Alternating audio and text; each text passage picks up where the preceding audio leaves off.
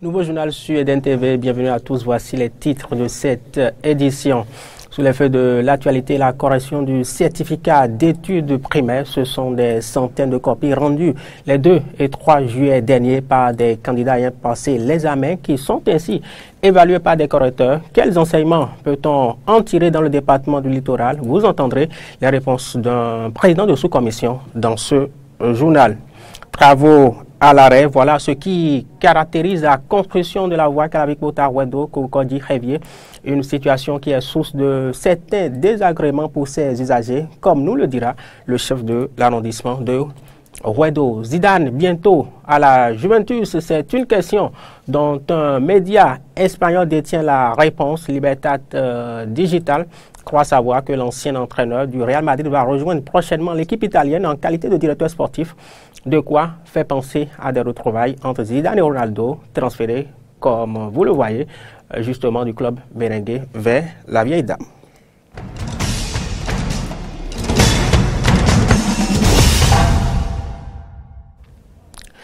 Voilà pour les titres. C'est donc la semaine de correction du CEP, certificat d'études primaires. Elle réunit cette correction depuis le lundi 16 juillet dernier. Des dizaines de correcteurs dans des centres réservés à cet effet. Parmi ces centres, il y a celui de l'école primaire urbaine centre de Cotonou dans le département du littoral. Et ici, ce sont des centaines de copies rendues par des candidats les 2-3 juillet dernier au cours de la phase écrite de l'examen qui sont évalués et les premiers enseignements sont plutôt encourageants. Les candidats ont obtenu de bonnes notes en UST, enseignement scientifique et technologie par exemple. C'est ce que nous dit Thomas Diossou. Il est président de la sous-commission EST justement. On l'écoute au micro d'Antoine Sagbo et Fiacre Voitan. Bon, je crois que ça se passe très bien. Il n'y a pas tellement d'absents, seulement la première journée où on a enregistré quelques absents qui sont déjà remplacés par le comité technique. Déjà avec le premier lot, nous avons constaté que les enfants ont travaillé. Avoir les copies déjà, les enfants ont travaillé. Il y a de très bonnes notes. Quelques notes, quelques minables, sinon dans l'ensemble, ça va déjà. Il y a des 18, voire même des 19. Nous sommes au second lot. On ira jusqu'à 6 à 7 lots. Oui. Et par lot, vous avez des milliers de copies. Vous avez le français, l'expression écrite d'abord. Il y a la compréhension de l'écrit, ça la lecture, ce qu'on appelle lecture. Vous avez après l'éducation sociale, l'ES. Vous avez ensuite ce que nous corrigeons ici, l'EST, l'éducation scientifique et technologique. Vous avez l'EA. Voilà. Le PS est déjà fait sur le terrain. Donc tout est déjà fait. Donc, voilà pratiquement ce que nous avons. Quand nous corrigeons, l'enfant doit avoir 10 au moins avant de passer au perfectionnement. C'est les notes de bonus pour apprécier la lisibilité de la copie, tout ça là. Maintenant, après ceci, il faudrait sur les 8 matières que l'enfant ait au moins la moyenne dans 6 pour être déclaré admis. Admis pour le CEP. Maintenant, pour l'entrée en 6e, ça dépend. C'est l'appréciation par rapport au champ de formation.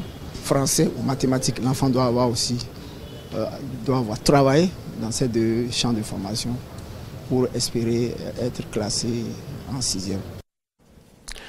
Examen encore, il est question à présent du baccalauréat, session de juillet 2018. Une session qui est encore à l'étape de la phase écrite, mais plus pour longtemps, puisqu'elle s'achève ce mercredi au thème du 3e jour de composition. Du lancement de cet examen, on en parle encore. Nous vous le disions ces dernières heures. Le démarrage du bac 2018 a eu lieu lundi passé, comme on peut le voir sur ces images ramenées par Laurent Tonikès et Romaric Devoshi du CG1 à Bouin-Calavier du collège privé LICA. Aucun incident majeur noté à ces 2 endroits. Écoutez maintenant les chefs de ces 2 centres de composition. Ils mettent surtout l'accent sur des statistiques. Dès 7 heures, déjà, ils ont commencé par repérer les salles. Et tous se sont installés. Et ce qui nous a permis, après avoir fait l'appel des surveillants de salles et de leur lire les instructions relatives à la surveillance, donc de lancer l'épreuve, la première épreuve du baccalauréat, c'est-à-dire l'épreuve de français, à 8h pile, à 8h00. Nous avons 22 salles de 25 candidats chacune. Donc ce qui nous fait 550 candidats dans le centre du collège privé LICA. à Boumikalari. Donc à tous les candidats, je demande simplement beaucoup de calme. beaucoup de calme, de sérénité et de concentration. Tout se passe bien, on a bien démarré. On a fait le contrôle de présence des surveillants convoqués. Les candidats aussi accueilli l'installation, c'était pour 7 heures. Donc à 7 heures, on a sonné pour les envoyer en salle et nous avons procédé à la lecture des instructions. Au niveau des candidats, tout se passe bien.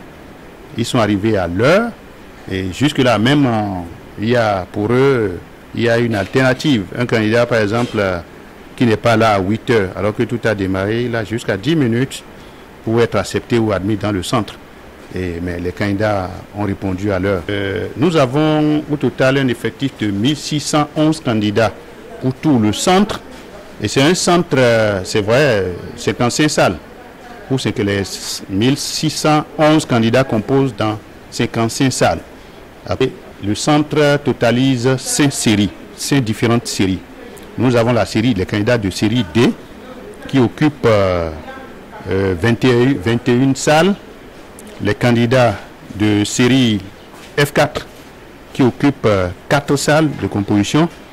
Les candidats de série G1 qui occupent 2 salles.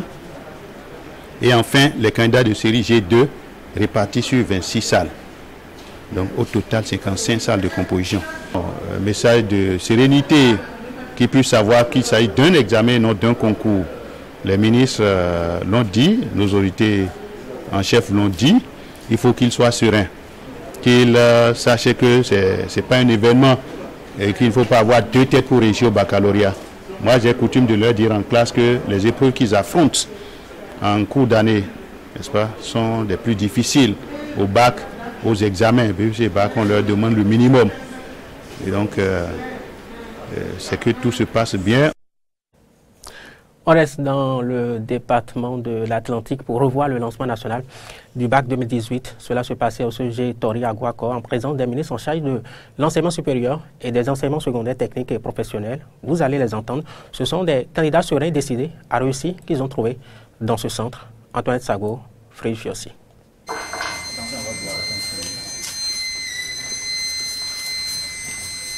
Il sonnait 8 heures quand la sirène a retenti pour le lancement officiel des épreuves écrites pour l'examen du baccalauréat session de juillet 2018, ici au CEG de Tori à Guaco, dans le département de l'Atlantique. Le ministre Marie-Odile Atanasso de l'enseignement supérieur et son collègue, professeur Maounyo Kakbo de l'enseignement secondaire, ont distribué la première épreuve, celle du français, aux candidats. Nous sommes ici avec 392 candidats répartis en 12 salles, dans 4 séries, A1, A2, D et B. Et ce que nous sommes venus voir nous encourage et montre qu'il y a eu de la détermination, aussi bien du côté des professeurs qui ont permis que l'année soit terminée, et de la détermination au niveau des candidats qui sont venus tous pratiquement pour composer. Les candidats que nous avons vus sont des candidats très sereins et non stressés. Des candidats qui apparemment sont sûrs d'eux et qui sont convaincus qu'il ne s'agit pas d'un concours mais plutôt d'un examen. Le ministre de l'enseignement secondaire rassure les parents d'élèves pour l'obtention de meilleurs taux de réussite malgré les mouvements de débrayage observés au cours de l'année académique 2017-2018. Au terme des mouvements de débrayage, il y a eu un dispositif qui a été mis en place par l'inspection générale pédagogique. La plupart des programmes d'études ont été déroulés jusqu'à terme et nous avons vu que les niveaux de rémédiation ont été également élevés. À partir de ce moment-là, nous pouvons qu'être assurés que les candidats vont composer dans de meilleures conditions avec toutes les armes nécessaires pour pouvoir réussir cet examen. Parce que la rentrée est prévue pour le 17 septembre, rigoureusement. Quant au maire Roberto Legbon, le lancement officiel du bac dans sa commune est plus qu'une joie. Je suis plus qu'heureux parce que quand on se remémore quelles ont été nos propres peines pour passer cet examen et qu'aujourd'hui on se rend compte que c'est pratiquement à la maison. Et aussi quand on jette un regard en arrière, il y a quelques mois, vu l'intensité du débrayage dans le secteur de l'éducation et que nous sommes en train de connaître tel accouchement ce matin, on ne peut qu'être heureux. Au total, 106 499 candidats inscrits au bac vont composer pendant 3 jours et pourront connaître d'ici 3 semaines leurs résultats. Après l'Atlantique, direction le département du Mono, là-bas, c'est au CG1 Lokossa que s'est rendu Jonas Bocci pour constater le lancement du bac 2018. Reportage. La construction de la voie qui relie Kalavik-Pota à Kokokodji en passant par Toba, Wedo et Révier a été lancée il y a plusieurs mois. Mais quel est l'état d'avancement des travaux à la date d'aujourd'hui? À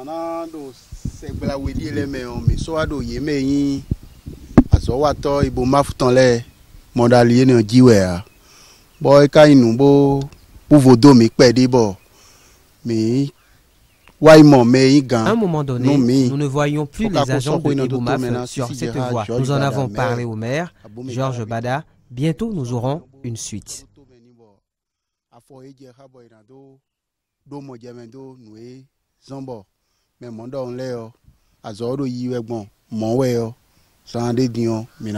Les usagers de cette voie rencontrent d'énormes difficultés, surtout en cette période pluvieuse.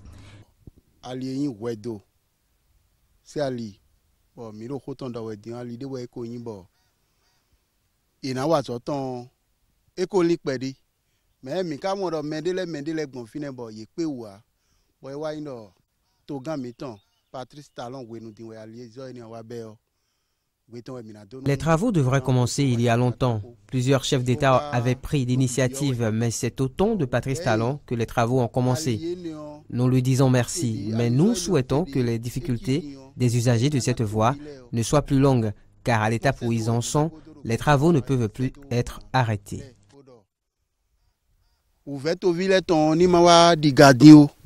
Pour soulager les peines des usagers de ce tronçon, il est donc souhaitable que les travaux soient achevés dans un délai relativement court.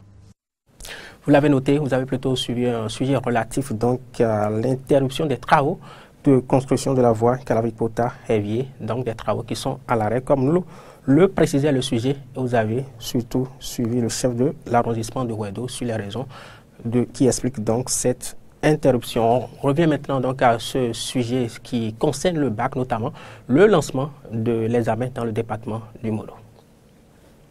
Ils sont 5254 candidats, dont 1610 filles, à aller à l'assaut de l'examen du baccalauréat session de juillet 2018 dans le Mono. Et tout comme le BPC, l'effectif des candidats du bac 2018 a connu une chute évaluée à 8,25% par rapport à l'année dernière. Très tôt ce lundi matin, le préfet du Mono s'est rendu au CG1 Lokossa où il s'est d'abord assuré de la présence et de l'envoi des surveillants en salle. Sous la conduite du superviseur et du chef centre, il a été introduit à la salle A14 où il a procédé au lancement de l'examen.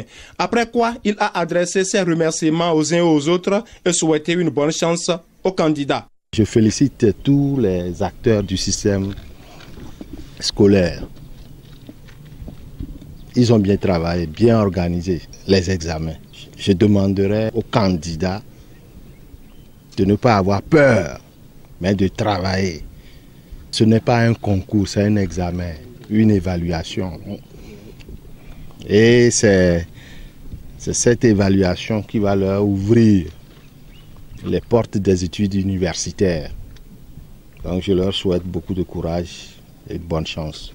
Avant son appel aux candidats et à leurs parents, le directeur départemental de l'enseignement secondaire, Rodolphe Golova, nous fait le point des centres de composition dans le Mono. Dans le département, nous avons 8 centres de composition, dont 3 à Lokossa, 2 à Komi et 1 centre dans les autres communes en dehors d'Atiémé. Il n'y a que Atiémé qui n'est pas de centre de composition du baccalauréat.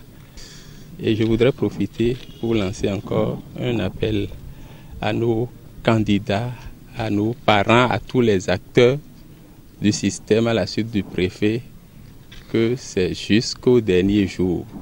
Leur accompagnement est vivement souhaité pour que nos candidats réussissent massivement.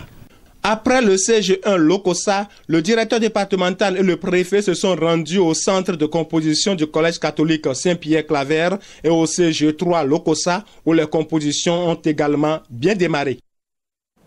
Sport, c'est une information qui a retenu beaucoup les attentions ces dernières heures. Zinedine Zidane pourrait rejoindre la Juventus prochainement. C'est le média espagnol Libertad Digital qui croit savoir que ce sera fait bientôt. On annonce l'ancien entraîneur du Real Madrid au poste de directeur sportif de la vieille dame. Il retrouverait un certain Cristiano Ronaldo, transféré justement récemment du Real Madrid vers la Juve. Zidane retrouverait également un club dans lequel il avait évolué en tant que joueur. Et c'est la fin de cette édition. Merci de l'avoir suivi, notamment à vous qui avez vécu le direct sur YouTube et sur Facebook. À demain.